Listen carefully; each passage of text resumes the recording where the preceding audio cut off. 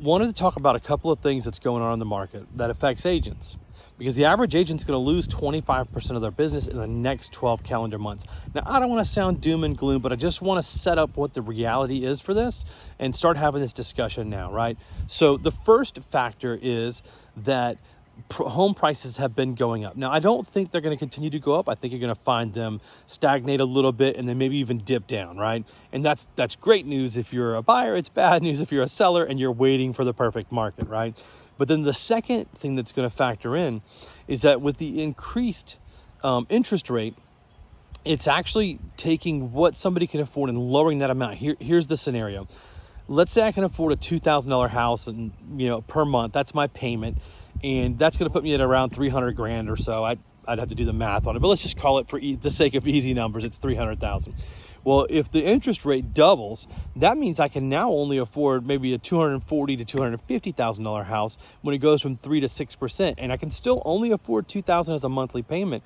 But now there's a $50,000 gap between what I can afford and what I can now afford. And so overnight now I'm being pushed downwards into this bottom bracket of first-time home buyers that are trying to get a house, and me that I usually would be priced just a little bit over it.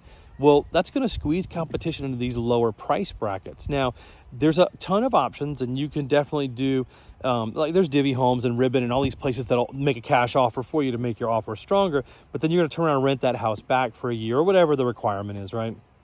So what that's going to happen is you're going to find a shrinkage of 25% of your transactions over the next 12 calendar months.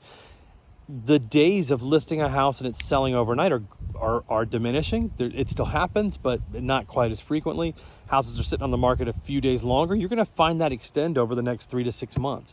So if you're just an average agent selling 8 homes, that means you're only going to sell 6 homes next year. And I would encourage you to start now, today, to replace those homes that you're going to lose. It's going to be critical that you do that. You're going to have to change the way you operate and add new things in, new sources of customers. You're going to have to be very intentional with your sphere of influence to get referrals. But I'm just telling you that now, because as you see this market shrink and you see the average transactions begin to pull back a little bit, like, I want you to be prepared, right? So feel free to hit me up in the comments and challenge me on that. It's just my opinion, but y'all start doing it now. Get prepared now. And I'm not saying doom and gloom. I'm just saying it's going to contract a little bit. Y'all have a great day.